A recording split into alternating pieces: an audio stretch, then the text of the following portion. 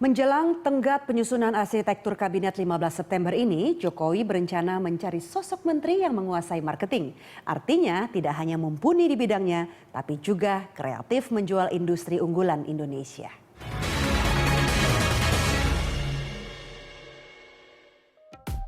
Di kampung, di desa, tenun, bordir, batik, semuanya ada. Produk pariwisata tadi disampaikan dari ujung barat sampai ujung timur, dari ujung timur sampai ujung barat. Mau lihat apa saja ada kita, apa yang tidak ada di negara kita. Oleh sebab itu, menteri-menteri yang akan datang mungkin akan banyak dari orang marketing. Presiden terpilih Joko Widodo menginginkan menteri kabinetnya memiliki kemampuan pemasaran. Ini penting untuk memaksimalkan potensi Indonesia demi kesejahteraan warga. Model pendekatan Jokowi yang tidak berjarak menjadi bagian tren pemasaran baru, yaitu gelombang 3.0. Konsumen juga perlu didengar kebutuhannya. Dan sekarang memang sentuhannya bukan sentuhan melayani pelanggan, tetapi sentuhannya memang sudah harus sentuhan yang sentuhan kepada masyarakat, sentuhan yang manusiawi, human centric, dan memberikan peran kepada masyarakat, memberikan peran pada pelanggan agar mereka merasa diajak untuk berperan terhadap negara yang kita cintai ini.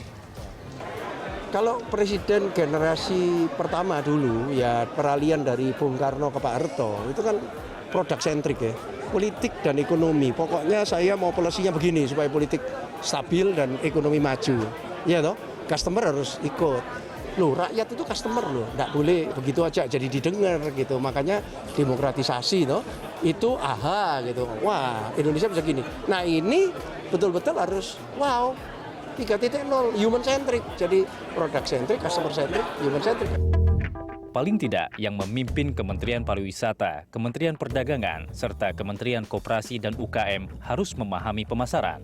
Saat ini saja dengan anggaran 1,7 triliun per tahun, industri pariwisata dan ekonomi kreatif bisa mendatangkan pemasukan 200 triliun rupiah. Kalau pakai tol laut kan makin cepat ke daerah-daerah wisata. Karena kan yang indah-indah terutama untuk wisata laut itu ada di timur. Jadi kita harus juga memfasilitasi akses ke timur untuk sana. Jokowi JK juga berencana mereformasi birokrasi agar pemerintahan bisa lebih efektif. Ini tantangan besar, apalagi Indonesia awet ada di urutan ke-129 dari 188 negara di dunia dalam hal pelayanan publik.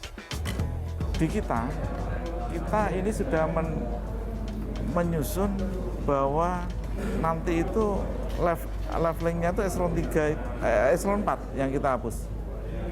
Yang kemarin kita kurangi menjadi jabatan fungsional. Karena kalau eselon 4 kan terbatas gerakannya. Sementara kalau jabatan fungsional kan dia lebih bisa fleksibel. Kemitraan mencatat 5 masalah utama birokrasi, terutama soal birokrasi yang dinilai boros dalam pengadaan barang dan jasa publik. Tapi soal postur kabinet yang efektif menurut mereka tak berhubungan dengan jumlah kementerian. Mereka sibuk dengan berapa jumlah, urusannya apa, tapi tidak nyaris tidak ada yang bertanya. Kalau kita mau mewujudkan program-program yang ada dalam Nawacita itu, berapa jumlah menteri yang dibutuhkan. Jadi logikanya terbalik. Rekomendasi kami yang pertama yang disampaikan secara keras itu adalah ketidakselarasan undang-undang, peraturan pemerintah, permen, PP dan sebagainya.